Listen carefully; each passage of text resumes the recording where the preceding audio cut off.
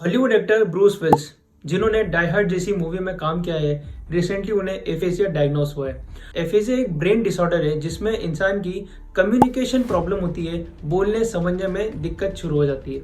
Aphasia किसी को तब होता है जब ब्रेन स्ट्रोक आए, कोई डायरेक्ट इंजरी हो, कोई ट्रॉमा हो, कोई अंडरलाइन डिसीज चल रही हो, या फिर एज के कारण धीरे धीरे डिजनरेशन होता है न्यूरॉन्स का, उसके कारण भी एफेसिया हो सकता है। तो क्या ये ठीक हो सकता है? एफेसिया का अभी कोई ट्रीटमेंट नहीं है।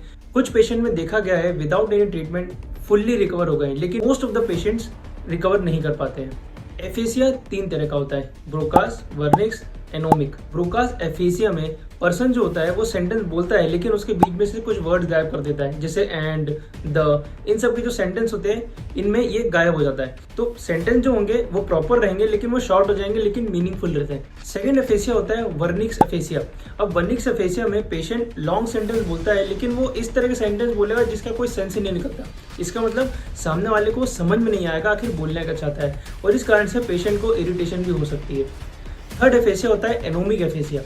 इसमें पेशेंट वर्ड्स भूल जाता है। मतलब अगर किसी पेशेंट ने एप्पल खाया है, अगर आप उनसे पूछेंगे कि आपने क्या खाया, तो उनका इस तरह से डिस्क्रिप्शन होगा, मैंने एक रेड कलर का राउंड राउंड थिंग खाया, वो एप्पल भूल जाएंगे। तो ये होता है anomic aphasia.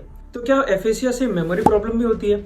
Generally aphasia memory problem cause नहीं करता है, लेकिन ये एक ब्रेन डिसीज है। तो जैसे जैसे वो इसकी डिसऑर्डर बढ़ती जाएगी, जैसे जैसे उसकी डिटोरिएट होती जाएगी कंडीशन, वो ब्रेन और मेमोरी को भी अफेक्ट कर सकता है। इसको डॉक्टर्स डायग्नोज कैसे करते हैं? जब भी कोई पेशेंट को बोलने में दिक्कत आ रही है, कॉम्प्रहेंशन में दिक्कत आ रही है, तो डॉक्टर उनके न्यूरोलॉजिकल टेस्ट करता है। बेबिंस्की साइन टेस्ट करेगा, मोटर टेस्ट करेगा, बोलने समझने की शक्तियां चेक करेगा, हर तरह के टेस्ट लेगा जिनसे वो चेक करेगा कि वो किस लेवल तक वो प्रॉब्लम है। तो इस तरह से उनका ये डायग्नोसिस होता है। ऐसे कौन से लोग जो रिस्क फैक्टर में?